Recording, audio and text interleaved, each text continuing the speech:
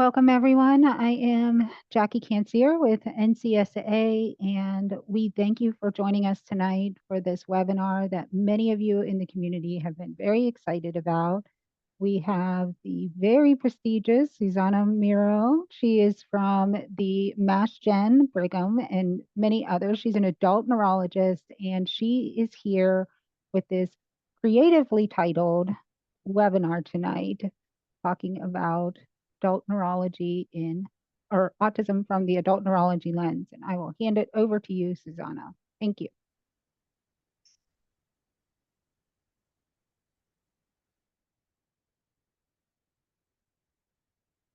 Great. Can you hear me? I think that you froze for a moment. Thank you to everyone who's joined the webinar. It's really a privilege and a pleasure to speak to you today. My talk is titled, Would You Treat a Broken Tooth with Abilify? And this talk is really about the difficulty many adults that I've met have experienced in the medical community getting basic care. And unfortunately, the scenario of a broken tooth being treated with Abilify has happened to more than one of my patients. And here, for those who are not aware, Abilify, also called aripiprazole, is an antipsychotic medication which does not treat broken teeth. So I wanted to start with a case first of a man I met in clinic and his family who gave me permission to use his story. He is around 35 years old. He has autism spectrum disorder with a very severe expressive language impairment. He has started having increasing aggressive and self-injurious behavior. But to tell you a little bit about him first is that he has, as I mentioned, very limited verbal skills. He has a few words. And he has echolalia, which for people who are not aware, this can be repeating words. And then he also has a lot of scripting where people use either sentences or short phrases, or it can be even longer. So can get these kinds of words out, but can't necessarily communicate more spontaneous things or explain when there are medical problems. His interests, he enjoyed working out, biking, choosing his weekly schedule. And before I met him, his parents and caregivers already were closely tracking his behaviors. And they had noticed an increase in undesirable behaviors here over 2 to 3 months. This has included hurting himself and others. And the provider's response at the time was to gradually increase Abilify, this antipsychotic medication, over 2 to 3 months. And I think he went up to about 7 milligrams daily when during this period he went to a routine dental visit and they discovered that one of his back molars was crushed. When the tooth was treated, his behavior improved and he didn't need these higher levels of Abilify anymore. However, even with this being a known issue, he still had difficulty getting care in the adult medical world. He developed an abscess at the side of his tooth. And when he started to have these distressed behaviors again, his family was, aware that this could be the tooth. They looked in his mouth and they could see the pus there. However, when they took him to a local emergency room, the doctors refused to treat him with antibiotics there because he couldn't verbally endorse pain. And this case is unfortunately representative of, some of the severe difficulties my patients who have, especially with either limited verbal or nonverbal language skills, in getting medical care in the adult world. So, how does autism spectrum disorder affect access to medical care? Well, autism is a group of disorders and conditions that share 3 common features, which include difficulties with social communication and interaction, restricted repetitive interests or behavior, and disturbances in sensory perception.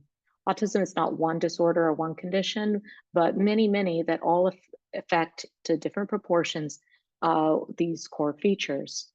In this presentation, I'll first discuss many of the challenges that adults face accessing medical care, and I've sort of organized these around some of the core features of ASD.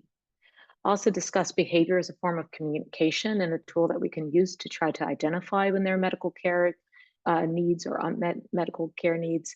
And then we'll also discuss some of the strategies we can use to improve access to care. But I think the biggest strategy we have is to increase awareness of the challenges. And so I appreciate everyone joining here, whether you're a family member, a person with autism, or an autistic person, or if you're a provider uh, who provides medical care to members of the community. So, what are the social communication challenges in autism? So, here's a little brain diagram that shows some of the circuits that are involved in language. And as neurologists, we typically think of dividing into expressive, being able to express ourselves, and receptive language, being able to understand. And while some of my patients literally cannot speak or have limited ability to speak, or it's very effortful, or they may have difficulty understanding, communication challenges in autism are not just the basics of being able to speak and understand language, but there's also this social component, and this can affect people across the spectrum in autism. One of the things is, in order to know what you want to share with a doctor, nurse practitioner, somebody that you're meeting in the ER for the first time, or whether it's your regular doctor in the clinic, is that you have to have some understanding of, what you know and what others don't know. And for many of my patients who, can't live independently and require help from others, they're often requiring help with basic needs, and they may or may not know when they're experiencing pain that other people don't know that they're experiencing that pain. In order to be able to communicate, you also need to be able to anticipate what the listener wants to hear.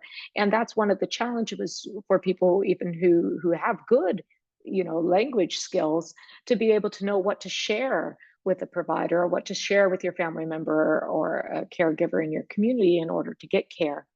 And then there's this challenge too, where in autism, there's often a decreased or even a completely absent nonverbal communications, the changes in our voice, changes in our face, head movements, the gestures that you see me doing, changes in my body movement, tone of voice. And in many parts of the medical community, if you're saying you're in pain, but you don't look like you're in pain in the way that the provider expects, they may not think it's as painful. And then the other challenge that many of my patients face is that if you have repeating of language, which is sometimes voluntary but is often involuntary, or scripting, which what's coming out may not match what's in your internal world, that may make it difficult to get your point across, or you could be misinterpreted by providers. But also, too many of my patients have, distracting movements or sensations which keep them from being able to express themselves, or may be distracting to the listener. And then, of course, many of my patients have co-occurring ADHD, in which the impulsivity or distractibility can also get in the way in this type of communication. Likewise, on the understanding side, if you're trying to understand the questions being asked to you by caregivers, by providers in the community who might be able to help you medically, you need to be able to and know a little bit about where they're coming from to fully interpret why they're asking you questions, why they're trying to touch you. Um, being able to understand that they don't know or do know comes into help, also not just into what you should share, but in understanding what other people are trying to share with you. But the thing that really challenges many of my patients too is because of the differences in the way sensory information is processed by the brain, it can be harder to pay attention to social cues or read social cues that let you know if other people are really following or understanding what you're trying to share. And of course, the same type of distracting sensory stimuli in the environment, if you're having trouble tuning out the HVAC, if you're distracted by all the noise, the baby crying in the next room, you may not be able to process what people are saying to you if you're uh, being overwhelmed by lots of sensory, especially in an environment like the emergency room. And then, of course, again, here, inattention, distractibility from ADHD or co occurring sleep problems are also going to affect our ability to take in information. Also, the way that people choose to communicate is going to be adapted both to their abilities, but also what the environment allows. And in many cases, actions are more effective than words for many of my patients. So, how do we tip the scales and make it easier for people with autism spectrum disorder, particularly those with language impairment, to be able to communicate in a clinical setting? So here on the left are many of the features I just mentioned from the previous slide.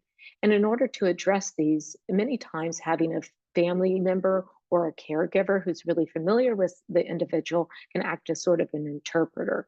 Also, many of my patients benefit from having what's called an alternative or augmentative communication device. Sometimes this is abbreviated AAC. In some cases, this can be low tech, like a picture board. Point, are you in pain? Yes, no. Point at different body parts.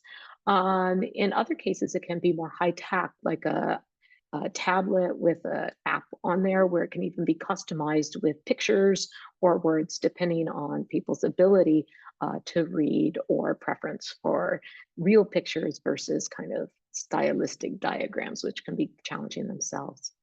The other thing that really tips the scale is that some people, even if they're not able to speak very well, can still point to pain or indicate and communicate that. And of course, that makes it a lot easier to get medical care, but it's also a big challenge for my patients who don't have that ability. On the receptive language side, again, I've mentioned a number of the features that were discussed earlier. And as a provider, I found if I know somebody or suspect that somebody has receptive language impairment, I'm going to try to use slower sentences, shorter sentences. I may pause more in between my questions and wait longer. I'm going to try to avoid idiomatic language, try to make it as few words as possible that need to be processed. And then this is the most important part. If I'm asking somebody a question, particularly if it's the first question I've asked them in a visit, I need to wait for the response. Some of my patients who it's very effortful to speak because of an expressive language impairment, I need to wait more than a minute sometimes for people to respond. So I just count in my head and wait. So the second core feature of autism that of course doesn't affect everybody, but affects very many people across the spectrum are different sensitivities to a sensory stimuli in the environment. And this has a huge influence. So for many of my patients, I think I'm sitting in a quiet exam room, but for them, they're like on a ship in a stormy seas because the HVAC system, for the air conditioning or heating is so loud that, my brain tunes it out. But many of my patients can have a hard time tuning out. And in fact, many of my patients will come wearing headphones or other types of things to help with that. Other times it's the fluorescent lights. Many of my patients also have big sensitivities to smell or taste, which can lead to restricted diets. And many of those restricted diets have led to vitamin deficiencies or other, severe constipation or other GI problems, which have led to medical problems. Also, many people I've met have, different sensitivities to touch. Some people really, to be touched, or even certain clothings, or all but one type of clothing, are really very distracting on a daily basis unless they can get just the right clothes. While other people benefit from touch and that kind of, especially like deep pressure, like this little equipment that was made here, can be very pleasing. And then, of course, visual stimuli can be distressful or distracting as well. One of the videos that really helped me understand how different the processing of the sensory world can be, I saw on YouTube. If you put into YouTube Carly's Cafe YouTube, you'll find this, and I put the little screenshot here so you'll recognize it. But a lot of times there can, and for many of my patients, we know this is the case as well, that there can be a mismatch between what people are observing on the outside and what's happening in the internal world. But there can also be a mismatch between we're an environment where, as a clinician, I might think it's rather quiet or calm, but because, many of my patients are not able to tune out all of these like less relevant stimuli, like, the buzz of the light, the HVAC system, people walking by on the door, like little crinkle when people move in their seat, these types of things, the feeling of their clothing on the skin, and so on. What we think is peaceful is really hugely turbulent and can cause sensory overload. And I think keeping that in mind when I'm working with my patients and trying to adapt to them has a big influence on their ability to get medical care. So, where do some of these sensitivities and different ways of processing the sensory world come from? Well, there's evidence from research that was done in the UK that children as early as a few months old are already preferentially attending to human produced versus non human produced sounds. So to remind people who haven't seen a 4-month-old in a while, I put a picture of my 4-month daughter, my daughter when she was 4 months old here as kind of a reference. But in this study, because baby skulls are so thin at this age, they can actually use like just a very low tech strip with a little infrared light, and they can actually see which areas of the brain are activated for different sensory cues. So, for example, here they did some human sounds like coughing, sneezing versus water running.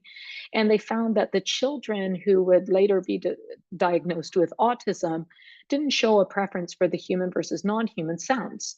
And so they're processing them. However, they found that on average, children who would not later be diagnosed with autism were preferentially attending. And I think this is one likely why there's can there's two kind of parts to this. One is that one of the ways we learn all these like complex social things early on is likely because most people are really selectively attending even at this young age to human versus non-human sights and sounds. But it also may be evidence of what we see and people report to me across the spectrum is that they really have during this period we're learning to tune out all this other stimuli. And it may be that some of the babies here who didn't show a difference here is because they're not able to kind of selectively attune here. Further evidence of this comes from studies where they also look at the integration of sight and sound. So here they showed a social video versus non-social video, baby playing peekaboo versus a truck, and also saw uh, differences already at these early ages. And so keeping in mind that one of the challenges in getting medical care is not only being able to survive in a medical environment, which might be chaotic and have lots of sensory stimuli, but it's also that for some people, the processing of the sensory world is quite different. And so I think it's important for us to keep that in mind. Another patient I had who's had big difficulty getting medical care due to limited verbal skills and some of the other challenges mentioned is a 20-year-old man with autism spectrum disorder who experienced a loss of sleep and an increase in aggressive behavior. And his mother also gave me permission to use this in order to advocate for better medical care for adults with autism, particularly those who are not able to speak for themselves. So in his case, he stopped sleeping for 2 nights and became more irritable. He had a little bit more aggressive behavior at home and some decreased cooperation. And this led to an altercation with some of the group home staff in which he ended up falling and getting a small bleeding head injury. However, when he showed up to the emergency room with this head injury, they gave him PO means by mouth, Zyprexa, which is another antipsychotic, despite the fact that he had in his record that he shouldn't be given antipsychotics because he'd had unwanted movement secondary to tardive dyskinesia before.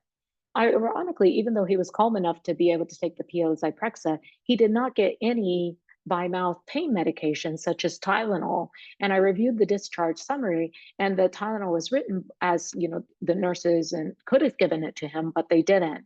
Nor did he get any type of imaging, despite the fact that he had been in this altercation and clearly had a small wound on the back of his head. So I saw him 2 days later at our clinic. And at that point, when I listened to his lungs, on one side, there was definite wheezing, and he has asthma. And we thought, oh, he has an untreated asthma exacerbation. And maybe this was partly contributing to the poor sleep and got this whole ball rolling. So we worked on treating that. But over the next month, he just wasn't himself, and his, he was very irritable, having lots of trouble at home. And then after a few weeks of trying different things, the group home staff took him to the emergency room where they did a pan CT scan. They scanned him from, head down through pelvis, and he actually had a broken rib with a pleural effusion. And this was missed. And without having done this scan, we wouldn't have found this. And this, based on the timing, we think that this likely happened at the same time as this earlier event. So it's really important that we view behavior not as something to be suppressed, but as a form of communication. These changes in behavior can indicate changes in sleep pattern, not eating food that they previously would have eaten, spending more time alone, loss of joy and interest. I put YouTube here because YouTube is the single most favorite website of most popular website among all my patients. And these different patterns can indicate discomfort, for example, from physical pain or from elements in the environment that are distressing. Anxiety, they can also represent anxiety, hitting head, pushing others, hitting others, refusing routines, or having increased tantrums, more difficulty with transitions, really should be viewed as signs of irritability, which can also be indicative of a medical problem, such as in the patients I've had who've had tooth problems. If you've ever had a problem in your tooth, you know how miserable it makes you feel. And then these little frustrations in life, which before maybe you could let it roll over, now it's, too much. And we show frustrated behaviors. The other thing that's really important for both caregivers and providers to realize that for adults with autism spectrum disorder are at much higher risk for many medical problems. And so our threshold for suspecting a medical problem and for pursuing diagnostic tests, which might help us find and treat those problems, is really important. People with autism are 16 times more likely to have seizures in this large study of 1,500 adults with autism compared to a similar number without autism that was done at one of the large California managed care systems in 2015. 3 times more likely to have constipation, almost 2 times greater likely to have sleep problems, and 1.5 to 2 times more likely to have gastroesophageal reflux. It's also called heartburn in common terms. But actually, when you looked at this list, there's actually almost every single organ system. Look, even here at vision impairment, 7 times more likely to have a vision impairment. In some cases, we think that whatever genetic conditions, for example, that led to different forms of severe autism may also be affecting these other organs as well. But it's also this aspect that it's so difficult to get care for minor problems that sometimes they can also escalate to being more serious problems. Adults with autism are also at higher risk for co-occurring psychiatric conditions such as anxiety, ADHD, bipolar, dementia, depression. You can see them here. And if you look at OR stands for odds ratio. So this is like how much more likely, so this is like 3 times more likely to have anxiety, 5 times more likely to have attention deficit hyperactive disorder. And so we need to keep these in mind. So, what are some of the signs, particularly in people who can't communicate using words, that there could be some of these co occurring conditions that are present and the person could benefit from treatment? In ADHD, often the hyperactivity is very obvious, as well as the impulsivity, distractibility, and inattention, and fidgeting. Those can all be observed. But I find that this kind of always requiring frequent redirection is a common sign of being easily distracted. And then with the impulsive behaviors, if the person is apologetic or remorseful afterwards, especially if they're repeating this, kind of undesired inappropriate behavior, it's often because they don't have full control. And that's what we talk about being impulsive. They can't inhibit some of these behaviors. ADHD can also lead to a lot of emotional dysregulation. And one of the other clues is that many people with ADHD feel like have inattentive and impulsive effects on eating, which can be seen as frequent snacking or frequent requesting food. Of course, there's many drugs and other reasons why people can request food often. But if these things start to come together, there are many effective medications and strategies for ADHD. And likewise with depression, if people are having loss of skills, loss of interest, more time alone, refusing to leave home, we have treatments for depression and similar with anxiety. Anxiety can manifest in many different ways and is really common in our patient population at our specialty autism clinic for adults. So some of the signs of anxiety can be refusing to go through the routine, having more difficulty than usual with transitions, avoiding, obviously crying or any signs of distress, although we don't always see that. Staying near caregivers, and then sometimes we see increase in some of the repetitive behaviors, particularly things like biting oneself or picking skin or hair pulling. And in some cases, where the anxiety is more severe, we can see this intermittent catatonia. OCD or obsessive compulsive disorder is also could contribute to some of these things, although it's important to know that many of the tapping and intense routines can be seen in autism spectrum disorder in the absence of obsessive compulsive disorder, and thus some of the medications that work for OCD don't always touch those symptoms if they're coming from a different source. So how can we ensure that limited verbal and nonverbal adults with autism receive medical care? So I think one of the first strategies is at home. And here I found this picture on the web where these young men are showing pictures of themselves as children, illustrating that most people with autism spend most of their life as adults. Yet in the adult world is not as set up as the pediatric world for being able to identify medical problems in either pre-verbal or limited verbal persons.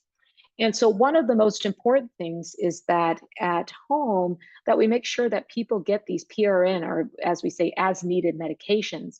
This can be for the asthma, as we mentioned before, allergy, reflux. If everybody else in the family is taking loratadine or, one of the other over-the-counter allergy medicines and a certain time experiencing itchy eyes, runny nose, it's important to realize that many of my patients with expressive language impairments, the same thing that makes it difficult for them to speak also makes it difficult for them to be able to coordinate the action to blow their nose. And so when people get congestion, it can just run down the back of their throat, leading to a lot of discomfort, a lot of pain and secondary problems, but it's not always obvious as if people were taking out a hanky and blowing their nose. Second of all is when people do come into a clinical setting where they have a change of behavior, we should really look for medical causes first, because we don't want to go towards, oh, this is an autism behavior. I don't think that that's that helpful. I think we first need to understand, is this change in behavior indicating that there's something wrong, like versus in pain or discomfort or distress? And then finally, if people show up in the hospital, we can't require people to verbally endorse things in order to get diagnostic studies. Otherwise, that would exclude a large number of the more severely affected patients that I've come to know. And so diagnostic studies and treating empirically based on behavioral change, I think, is some kind of important concept, because we've had patients walk on broken feet, jump on broken knees, walk around with kidney stones. And so it's really important for providers to know and caregivers to let providers know about the differences in pain thresholds. And so one of the things I encourage any providers listening to this is that you ask caregivers about how their loved ones or the people that they're taking care of are, how they communicate discomfort. And for people who are family members or advocates for people who are nonverbal, making sure the providers understand that, pointing, increased vocalizations, being less active, refusing routines, getting frustrated easily, that these are signs of medical problems. And it's important to know that these are not autistic behaviors, these are human behaviors, right? Because many of us, right, aren't able to live our lives the way we were before when we're ill. And it's important that we challenge adult providers to really look through that lens and see what's there. So we want to know, what types of discomfort have people reported in the past? Just because a person is able to identify some types of pain doesn't mean they're going to be able to describe all, because of course some things like that happen inside our organs and stuff. They're kind of hard to describe anyways for people with lots of vocabulary.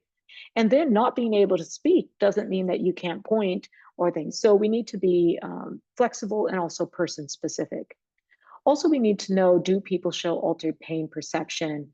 I have so many patients who have a much higher pain threshold, and this is likely in some people due to the differences in the way the signals are sent to the brain and interpreted in the brain, and others it's by the interpreter in the brain, and others it may be a communication issue where they're really suffering, but they have no way to communicate that other than through their change in behavior.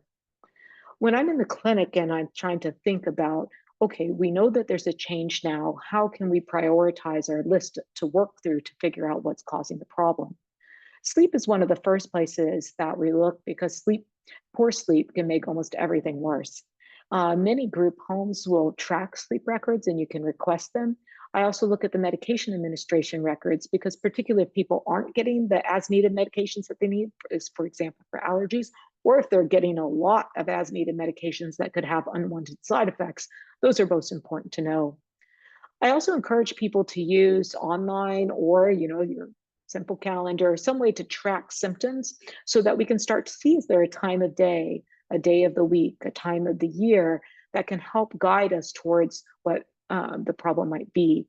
Migraines, for example, are really common. If there are many people who have migraines in the family or any headaches, past or present, the NIH, for example, has a very simple migraine tracker that can be, I think it's called Migraine Trainer, that can be used to track migraine and other symptoms. But sometimes we use this with our patients, even if we don't know it's migraines, because it's a simple way to track problems. And there are many other ways to do this as well.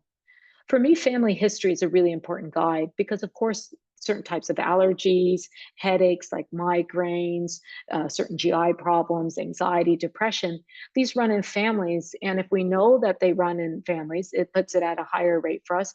But it can also give us an idea if many people have anxiety and they all benefit from the same medication, why wouldn't we try that medication first?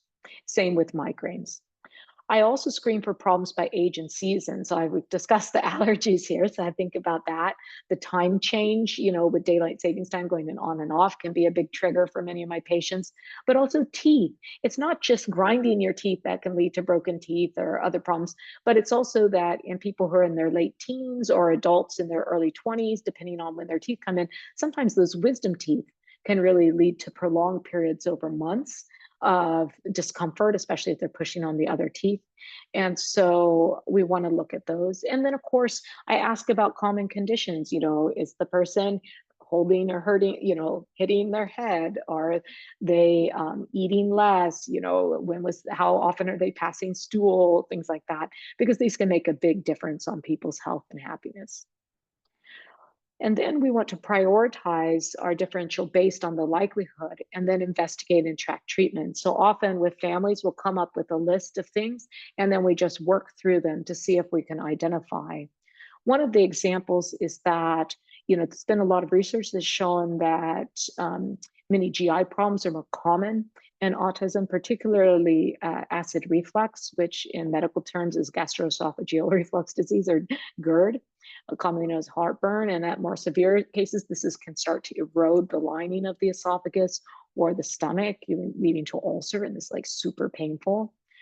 If we suspect that GERD might be aware, the way to look is an endoscopy, right? People don't have to say, I feel burning chest pain, right? We can have the GI doctor put down a little camera and look. And in some instances, this kind of head banging or other types of things is because people are feeling like this burning sensation and it's so distressful they're hitting their head. You treat the reflux, you have an appropriate expectation for the time that it's going to take for the lining to heal, and then you see if the symptom decreases. Because if we consider that the person has to endure specific symptoms, say, I feel burning chest pain, when I eat, when I lay down, all these different types of things. If that's our threshold for getting intervention in adult medicine, then many of the adults that I have with autism would never be able to get medical care. And importantly, this is not the standard that we use in pediatrics, right? We don't require children to say the magic buzzwords. And so I think that this is a kind of shift that we need to kind of make more broad across the adult medical world in order for people to be able to get care. So what are some of the ways that we can adapt our clinic visits for limited verbal and nonverbal adults with autism? One of the really key parts is to minimize time in the waiting room or to be able to offer a room off to the side where it's not as chaotic. Many of my patients get very high anxiety in the waiting room, and the longer they sit there, the higher the anxiety gets.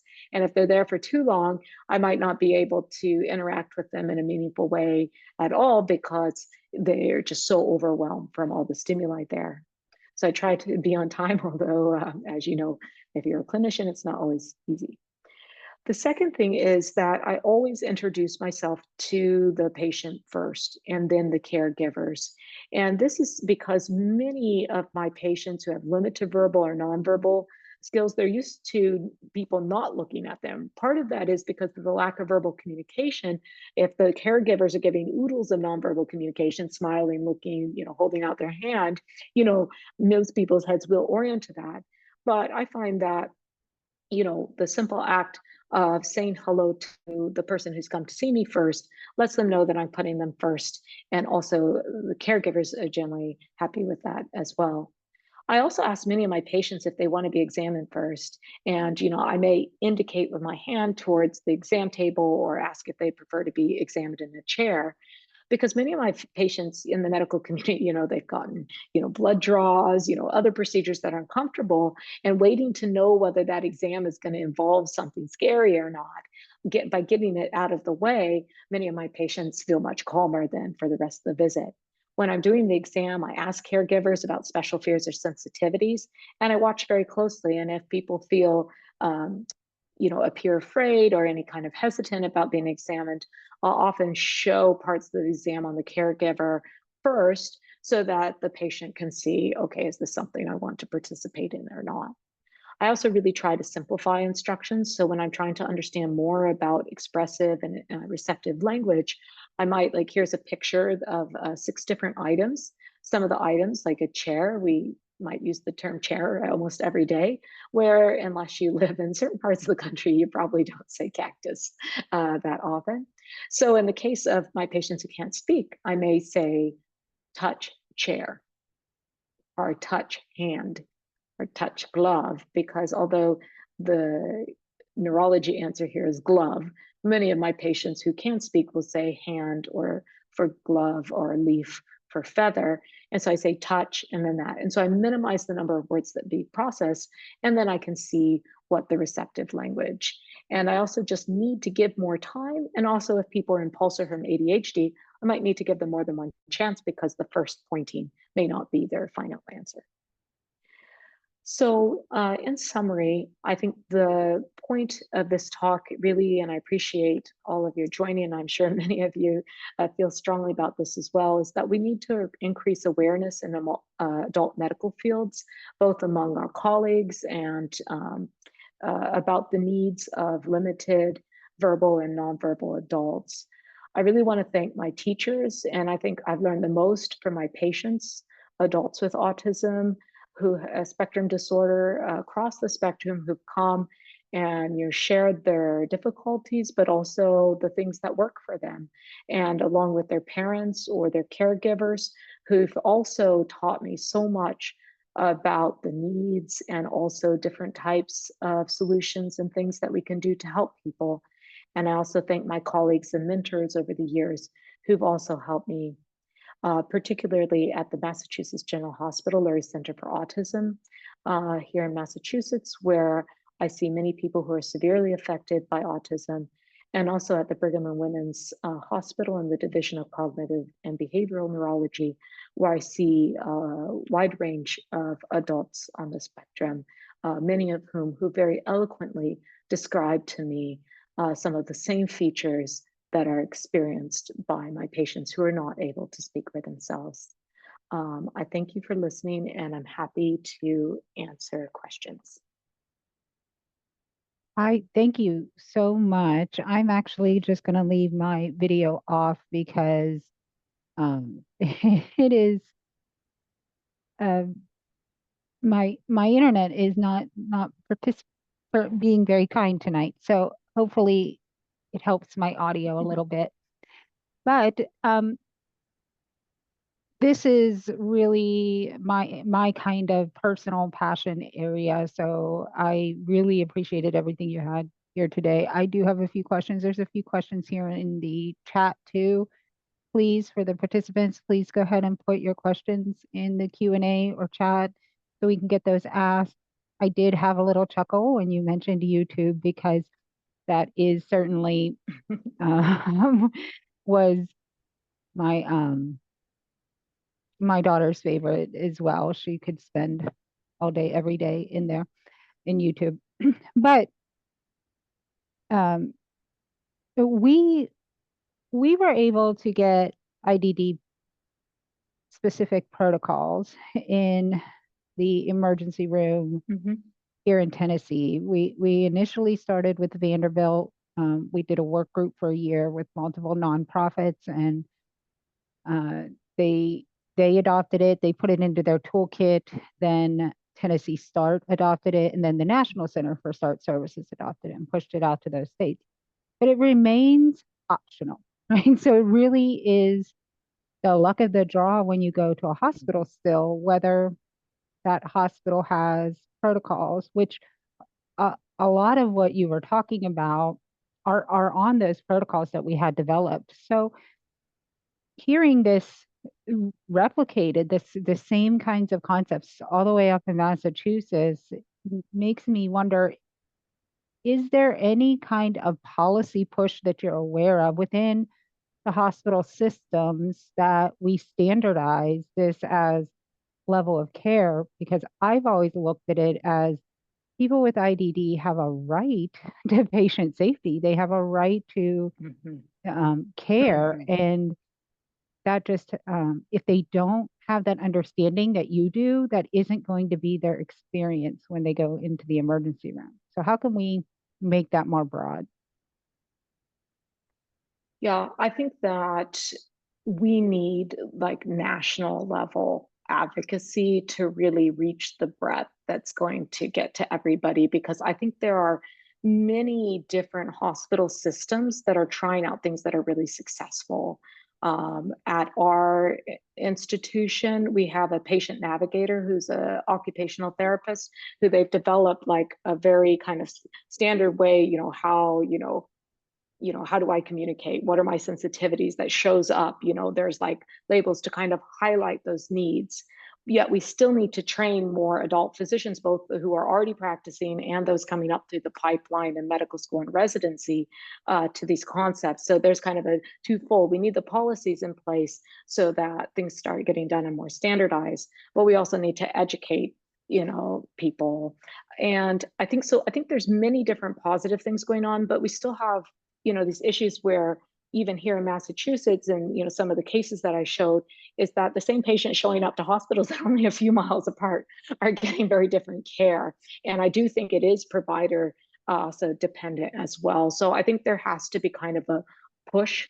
And I do think that it is care. Uh, like we have a people have a right to health care, and there's no this right is not dependent on the ability to speak or to have a certain level of intellectual understanding of the world. And I think the positive thing on the national end is that last year, the NIH declared people with disabilities as a population experiencing health disparities. I think I've got the wording right on that. Yes, you did. And what Yes. that means is that opens up money and priority for research and hopefully clinical initiatives as well to address those disparities. And so I hope that we will see continued movement through that. And I think that the group here for the National Council on Severe Autism and all the people who are attending, and then other people who you might say, hey, look, they have a number of these webinar videos about the different challenges that adults are facing with severe forms of autism. I think this is one of the ways that we can kind of refer. So I saw one of the questions uh, in the question and answer from Sharon saying, how do I explain this to a neurologist who refuses to treat my son, saying his issues are mental problems from autism? I totally hear you, Sharon. I was like, for my colleagues, both other neurologists as other things, sometimes I read things in notes where they're like, this is their autistic behavior. I'm like, this is not an autistic behavior. This is a human behavior, right? The person is responding this way because these are the options that they have available given their nervous system. And so I would say, one, you could refer them to the webinars, or you can refer them to me. Yeah, tell the neurologist, you say, I saw another neurologist talking about this. Maybe you'd like to hear from them. There's also a question from Heidi. How do I find the rare primary care physicians who welcome new patients who do not speak or have high need autism? I think this is a huge challenge. And there are many thoughtful physicians out there who, even without any kind of specialty training like I had after residency, have figured out ways to serve these populations.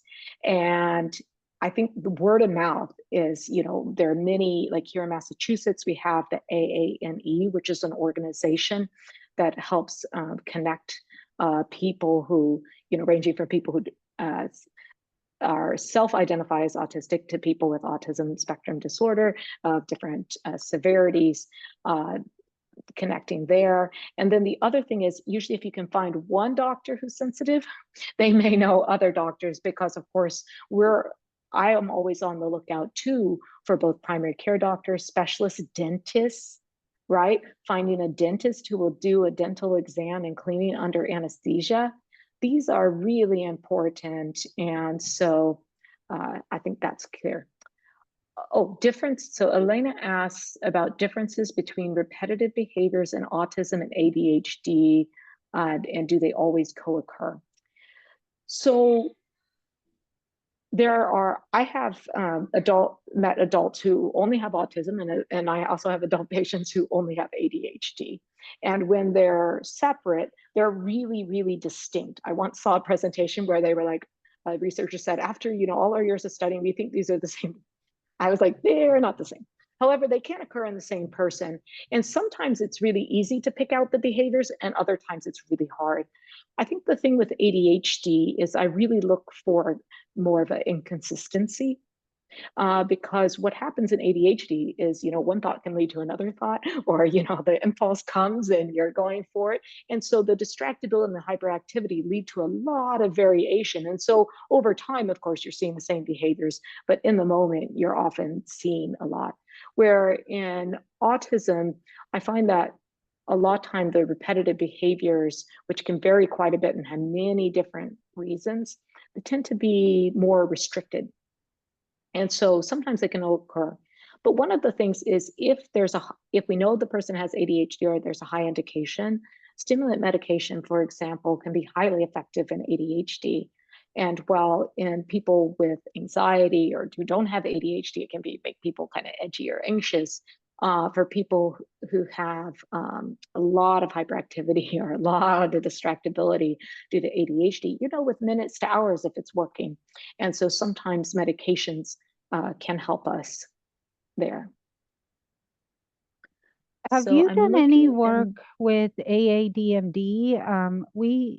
We have been involved with them quite a bit this year, and a lot of the work that you're talking about, especially when it comes to the dental, that's been, kind of where they started. And we have had personally, I've had the great experience of being able to get my daughter into an interdisciplinary clinic Mhm, of one of mhm, several of their doctors, and it started with dental.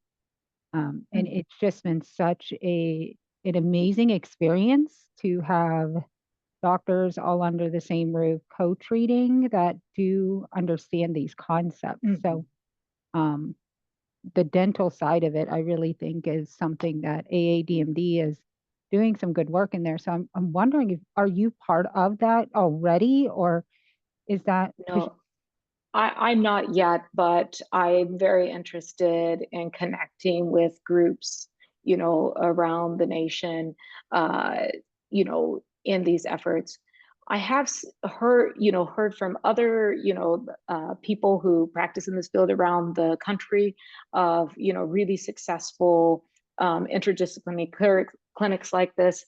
And at the Lurie Center, which is associated with Massachusetts General Hospital here in Boston, we have an interdisciplinary clinic with neurologists, psychiatrists, neuropsychologists, therapists, uh, physical therapists, occupational speech, family support clinicians, very strong social work support. And that's worked out really well for many of my patients. The familiarity of the environment is really important. And so, for example, I share patients with a number of different psychiatrists in the clinic. We work really closely together, but even better than that, so two of them I share the same room with. So the person's literally coming to the same exam room to get Yeah. care. And you just see how much calmer people are when they're not afraid of what's going to happen next, right? Yeah. You know, when they Yeah. can expect. And also, almost everybody in our clinic, the staff, from the people who are sitting at the front desk to people who are taking phone calls and managing things, almost everybody has a loved one with autism. And so, you know, you're not getting these like judgy looks from the receptionist, Right. the waiting room has lots of different areas and private rooms, things like that, where um, I think that for people who are most severely affected, I think these interdisciplinary clinics are really going to create like a comfortable place. The Lurie Center, for example, has buttons that you have to press above each door, up to the side. So for people who have kind of bolting, or children Right. who have bolting and Exactly. things. So there's just so many things, like the front door is not oriented towards the street. So if somebody goes out the door, they're not going to get run over. Right. So there's just so many things like that.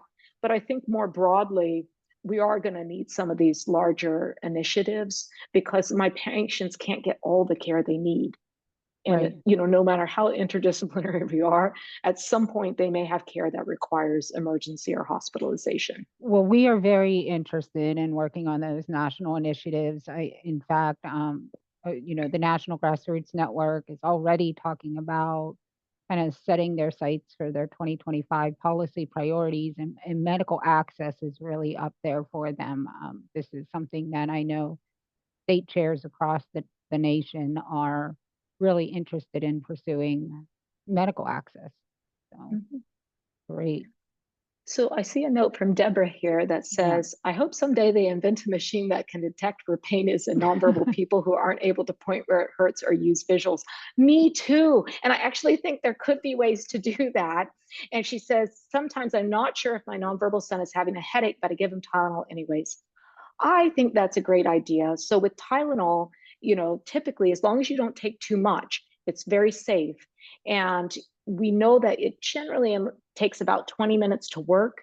So we can start to see, do things start to get better in that time? And then I always recommend that people just, jot down, like make a little dash on the calendar or write the time, or, any circumstances, because over time we're often able to kind of figure out, okay, if this happens when people are more tired, or they skipped a meal and then they are hitting their head, but they're going to their room and then laying down for 4 hours afterwards, with the lights off, and no sound. I'm like, that's a migraine, right? With what we, sound and light sensitivity until proven otherwise, right? And then we can, if we track how often it is, we know whether kind of an intermittent medication like Tylenol is, going to kind of help nip that in the bud, or whether it's happening so frequently people might benefit from a preventive medication.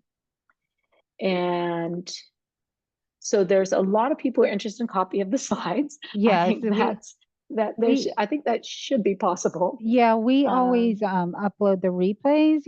We'll send a mhm, link out after the webinar, once we get this uploaded to YouTube, and it will also be, all of the webinars are available at ncsautism.org/webinars. And we'll mhm, also post it on the Facebook page and LinkedIn when it's available. yeah. So Rachel says here, she didn't realize that ADHD can have such an impact on impulsivity. And I agree, like a lot of Mhm. times, especially for my patients who have very severe expressive language impairment and stuff, Mhm. ADHD can be missed, but particularly if there's ADHD in other family members, that raises it on my list. But also if we really see quite impulsive behaviors and people doing something and then regretting it, is a good sign that it's really hard to inhibit that. And there are lots of different medication. In fact, the medication toolbox we have for ADHD is probably one of the most effective and safest in all of our kind of brain medicine toolbox. So, and the good news is that because ADHD is really common, like it's 11% of the population, there's also a huge number of doctors and, particularly psychiatrists in the adult world who know how to treat this as well. So that gives that. Okay, so Cher says, the only time I've used paper supports for my students is to help a student who bite the wood trim and push furniture at times of the month. And we realized that it was pre-period pain. We had mother keep track, a calendar to keep track of her daughter's period pain, and then she was able to get pain meds a few days before each period. Oh, that makes me really happy. I see this in my patients as well.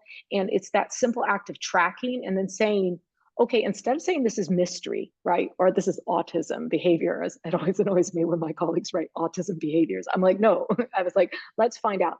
By tracking it, it can. And so I have some patients who it's like the week before they have their period, or it can also be at the time of ovulation, like in kind of mid cycle. And you track these things, and you can, yeah, we treat with Tylenol, or sometimes people need we use a little benzodiazepine, like if people are getting really upset with it. Or the other thing I learned is that the gynecologists are using citalopram, which for those of you who don't know, this is a SSRI, selective serotonin reuptake inhibitor, that's used for often for anxiety and depression and things like that. It turns out that they've been using that for kind of this premenstrual mood dysphoric disorder, where they just take it, for a few days or a week before and during the period. And so I think there are a lot of ways to treat, either just from over the counter, like you mentioned, but yeah, it makes a huge difference. And can you imagine, if I have allergies, right, I can just go to the store or go to the cabinet in my house, take out the allergy medicine and make myself feel better. But most of my patients can't do that. And so you can suffer a lot from very common things if they're not recognized. There's a couple questions Um, of being yeah. denied access when a parent say they are requesting an endoscopy, but Mhm. the doctor instead just wanting to give an anti-reflux medication and saying that it's not necessary and not ordering it, and they're asking what they do in those kinds of situations. Yeah. So one strategy, right, is within the network you already have, is to try to find if there's a specialist who has been more receptive in the past, because there are just some people that they're they're rigid too, some of these physicians, and it's hard to get.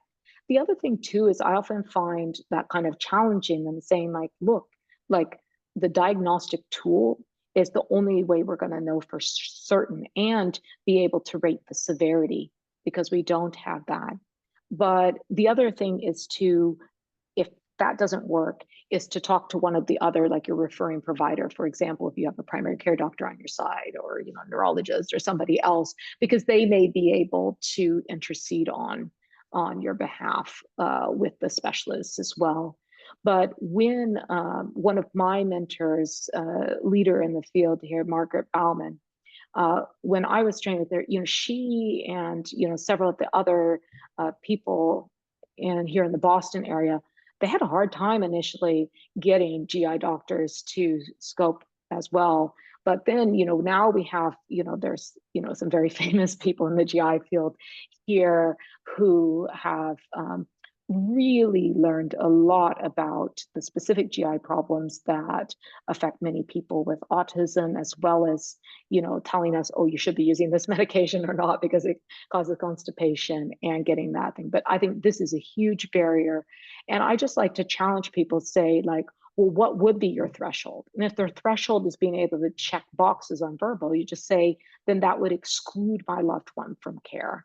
And I still think that's where we're going to need kind of local, state, national advocacy in order to kind of get parity, right? Yes. Like health equity here. Yeah, parity is the mantra of my day. And I hear you for sure. Okay, we have a couple minutes. If anybody else has an additional question, I think we might have. Did you?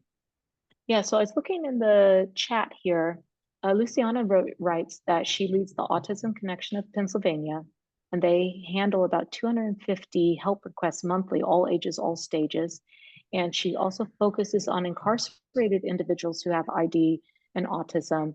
And there were some tragic deaths due to medical neglect.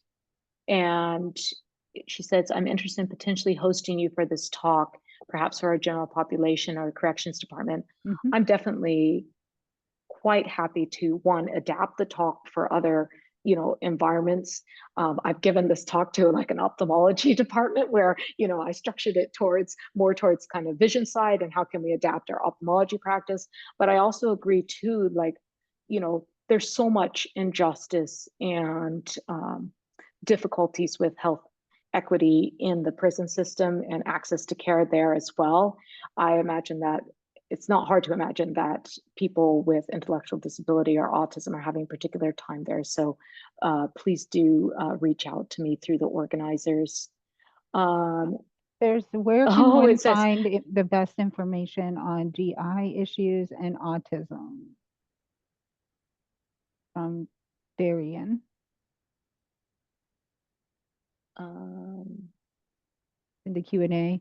Where can one find the best information on oh, GI oh issues yeah. and autism? So that's a good question. So the person that I really go to, his his is a GI doctor. He's currently at Boston Children's Hospital.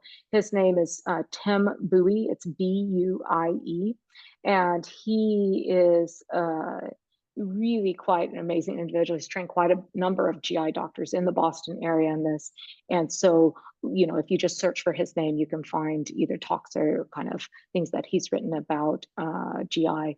But it's really as we're getting more genetic information on our patients so that we start to know which, genetic changes are causing different syndromes.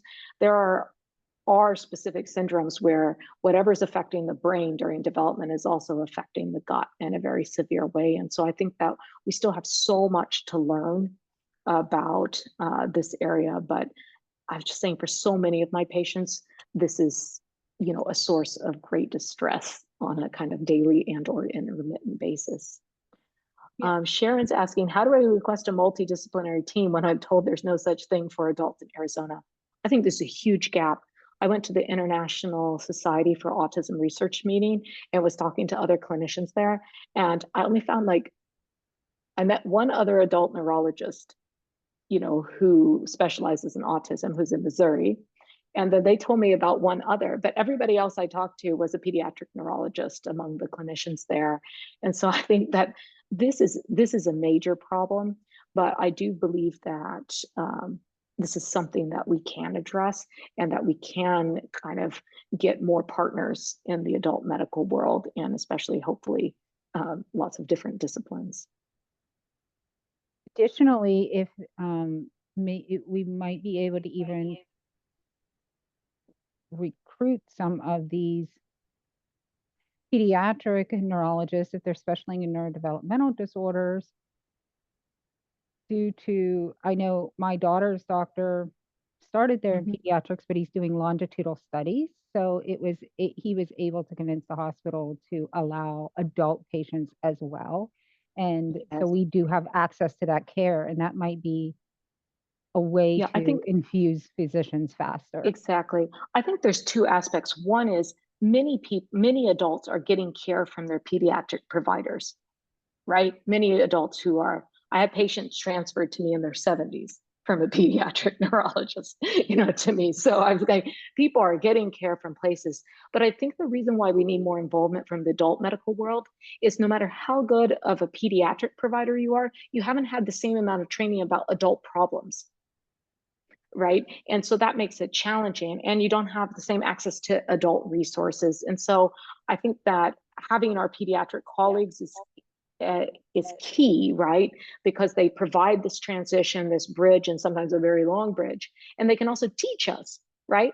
What approach to be used with people who we're not going to rely on them saying certain buzzwords and doing just the right thing at the right time in order to get a diagnosis, right? That's not how pediatrics acts. So I think we have a lot to learn from pediatrics, but some of the things that I've been looking into are we get a lot of trainees from around the country, at different stages of medical school, residency, fellowship, who come to the Lurie Center to kind of meet our patient population.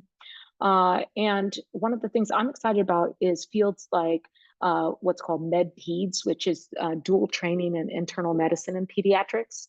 And many of those people will then subspecialize in different areas like gastrointestinal or, endocrine, different fields of medicine and pediatrics.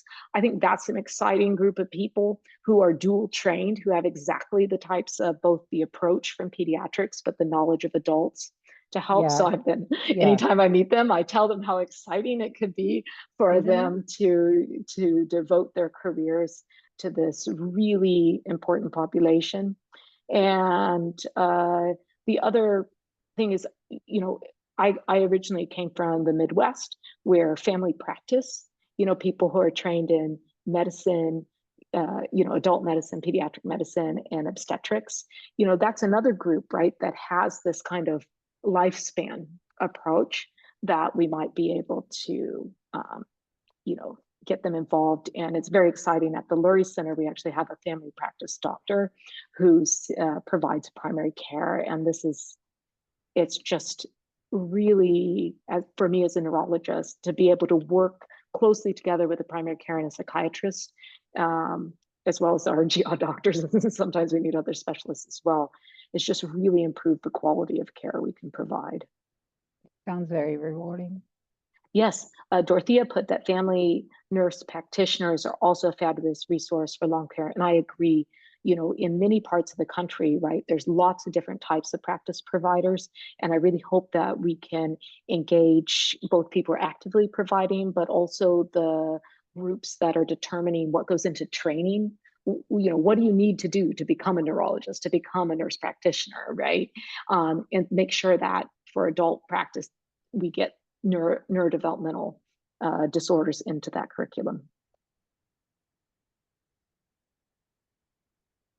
Okay, I'm going to ask one final question, and then I think we're going to wrap up. I, I believe we've covered all the questions on here. Um, Oh yeah, I my, see my, one note from. Oh, go ahead.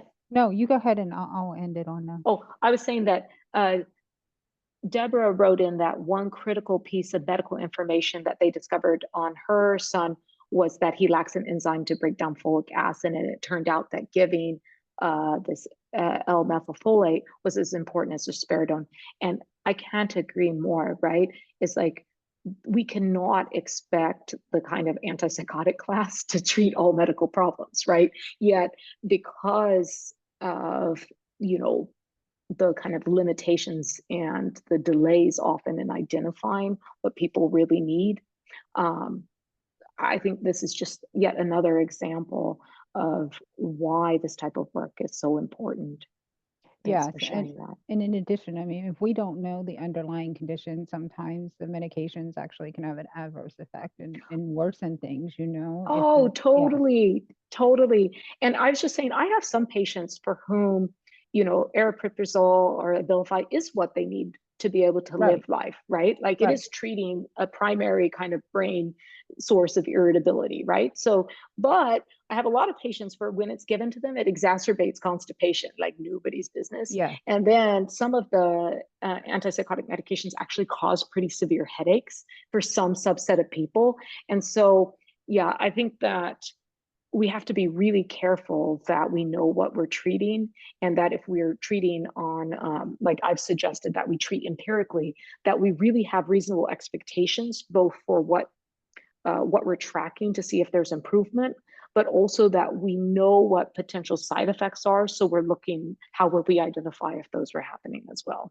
yes, absolutely, for sure. I really appreciate that.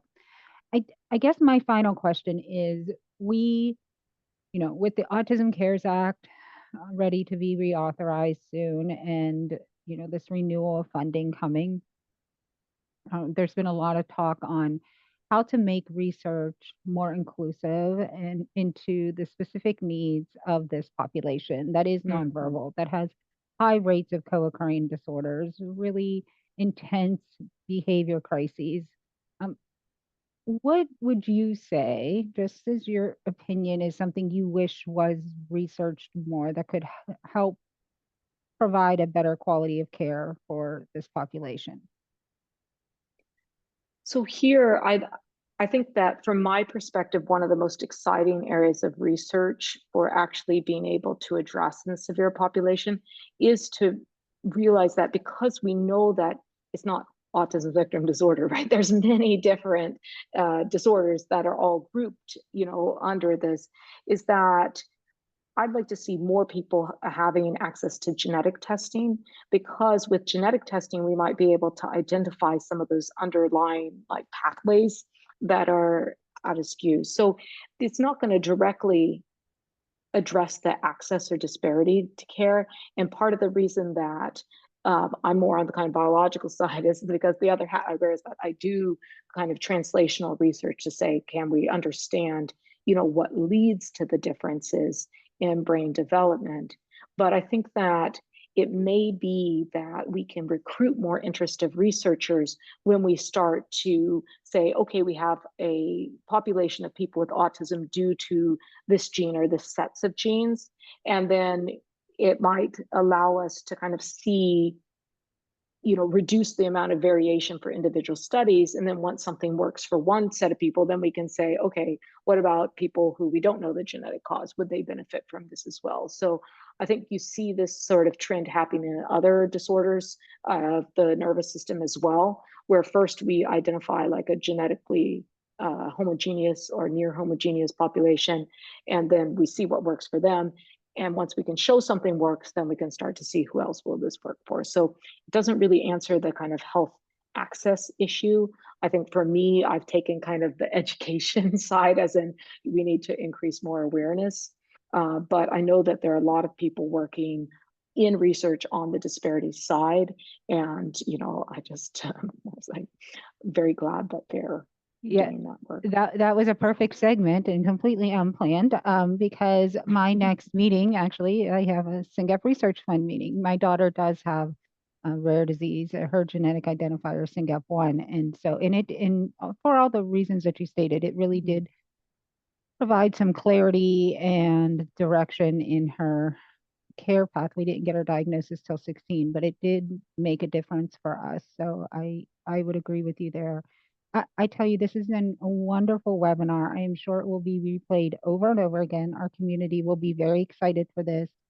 For anybody who has questions after that you're watching the replay, please feel free to email info@ncsa.org, and we will be sure to forward them over. And we thank you so much, Susanna, for coming on here tonight. This was really wonderful, really wonderful.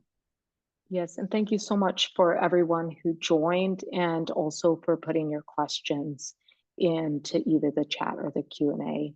It's really a pleasure to meet you through this format, and Yes, I really wish you all the best. I apologize for my video, but hopefully I'll have a little better internet next time. But thank you so much. I'm gonna stop the recording.